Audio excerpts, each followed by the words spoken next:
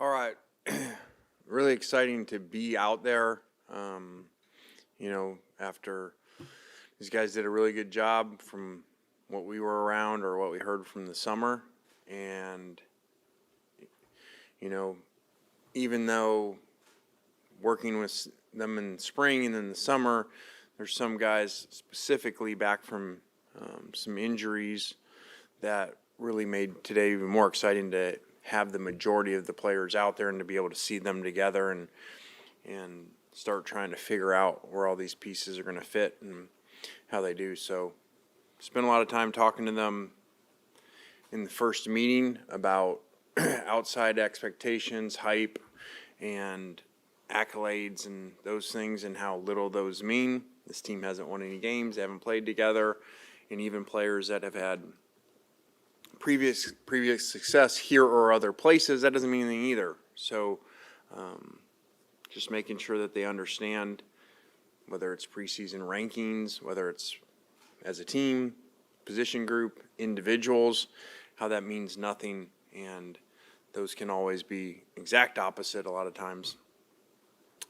from what happens by the end of the year. So we got a lot of work to do, but at the same time it's exciting to have a lot of pieces to work with and to try to gel them together. So good first day, and we're still watching the film right now, but a lot of exciting stuff. And a lot was made of the talent and athleticism you guys brought on the defensive front with Princely and Walter, but you guys obviously brought in some linemen, offensive linemen as well.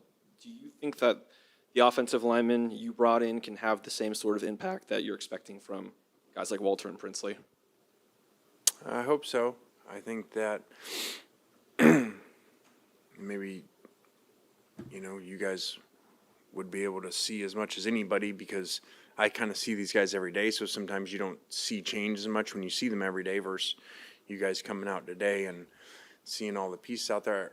Again, doesn't mean we're going to be any good, but we do, for the first time since I've been here, look like a real team. When you even in walkthrough. And again, that doesn't mean we're going to be any good. It just means that we actually have length and size like, really good teams do.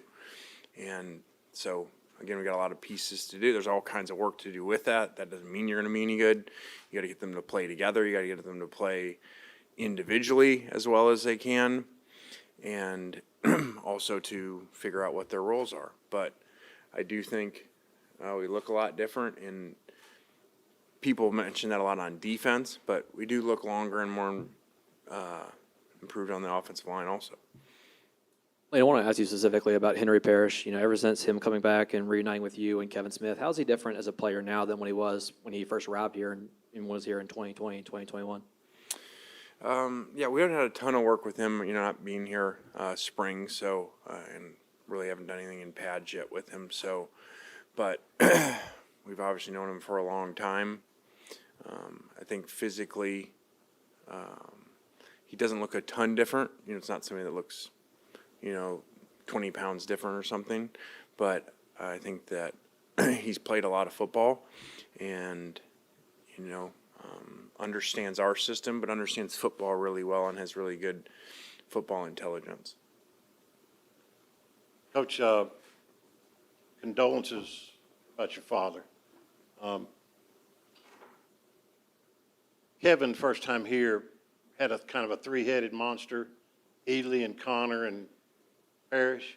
Do you anticipate that kind of look this year with Bentley and Amos and Parrish?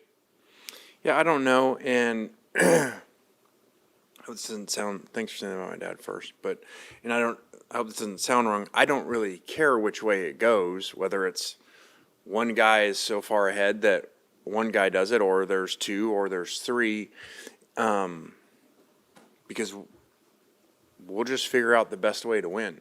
And so you've been around us for a while to know, we really don't have a script of this is exactly how it's supposed to look offensively, defensively, rotations of players, and our systems look different year in and year out based off of our players, let alone how many play at a spot. So I don't have that answer for you. I think maybe on paper it would look more like that because there are a number of guys that have played, but not necessarily been, the high carry starter.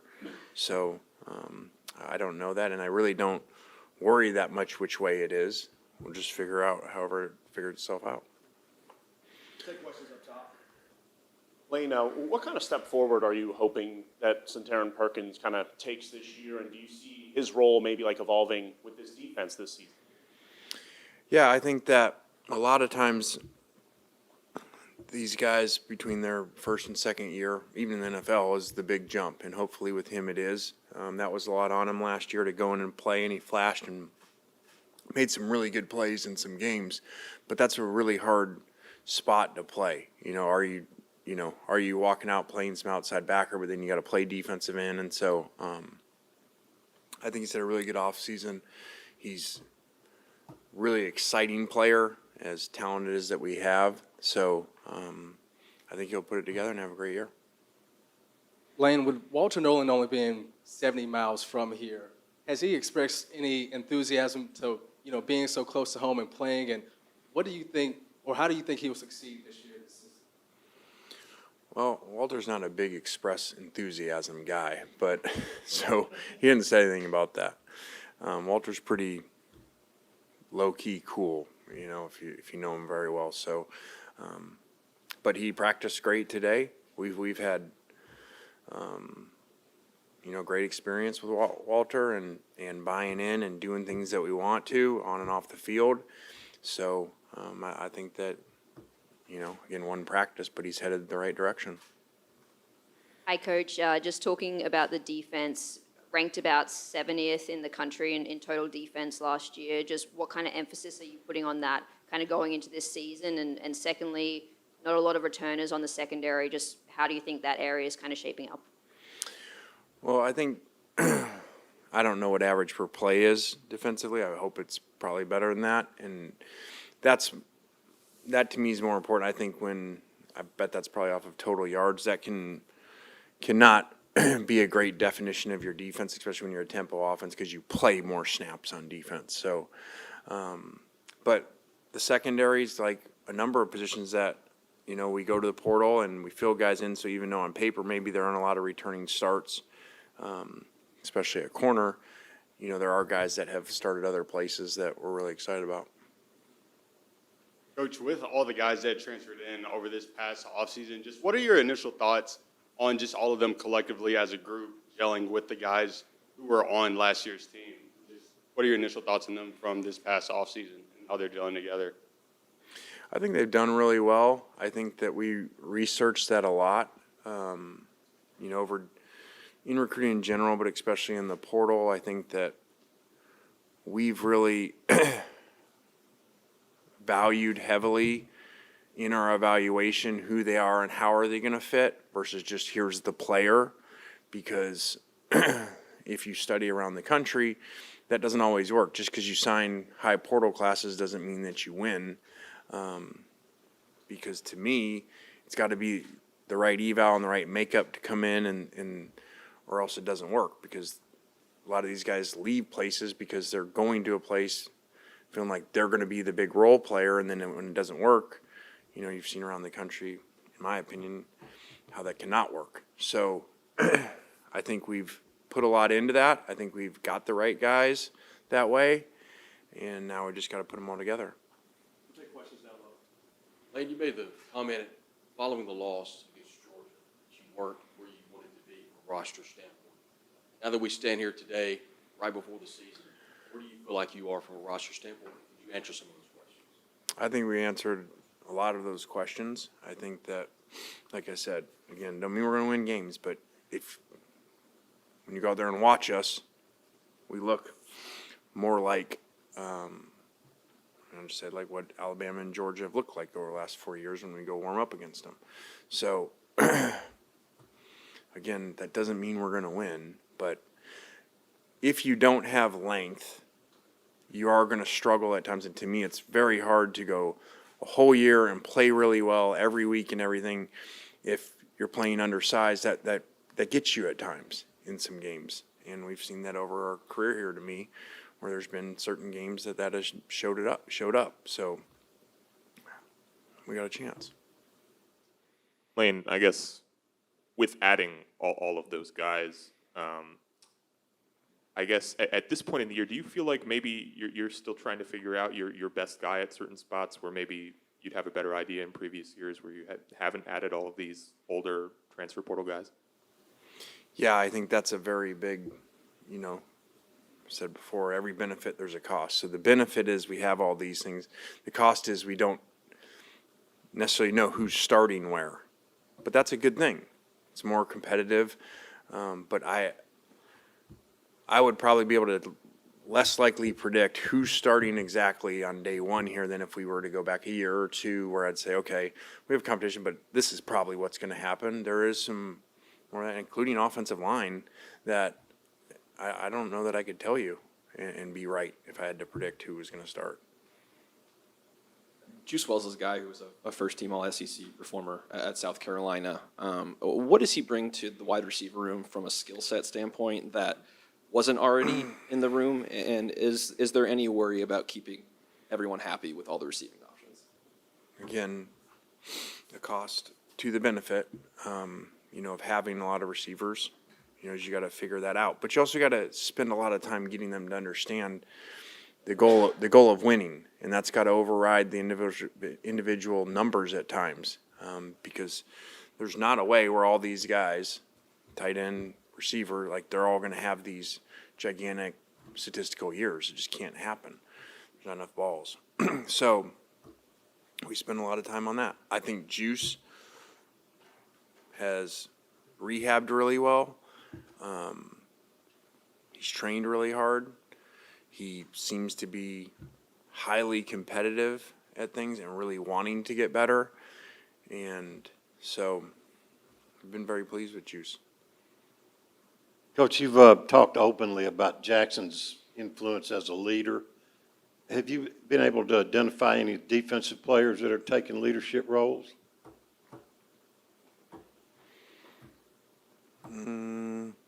I think there's a lot of guys on defense. J.J. Pegues probably for sure. Really done a great job of, as he came back, being a leader, investing in a guy kind of like Jackson. He spends a lot of time with players individually and invests into them. So he'd be the first name that I'd say. Lane, you just have to check in on Deion Smith. Do you anticipate him getting here at all? We didn't see him today. He's not here today. So Is maybe, that maybe.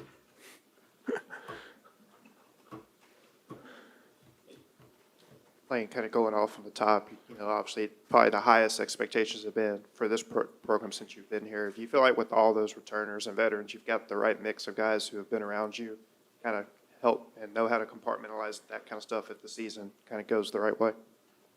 Yeah, I think that does help. I think that having years with these guys does help that, where if you just had all this preseason hype and you're in year one, maybe even year two, like they haven't been around, so it's like, okay, we have these, but then we got to work on this culture part.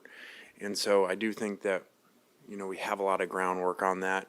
And it's important to have the guys like Jackson, JJ, like they've been here a while with us, so they know our expectations. They know how we think, and then they do the same things in the locker room and in the off-season workouts.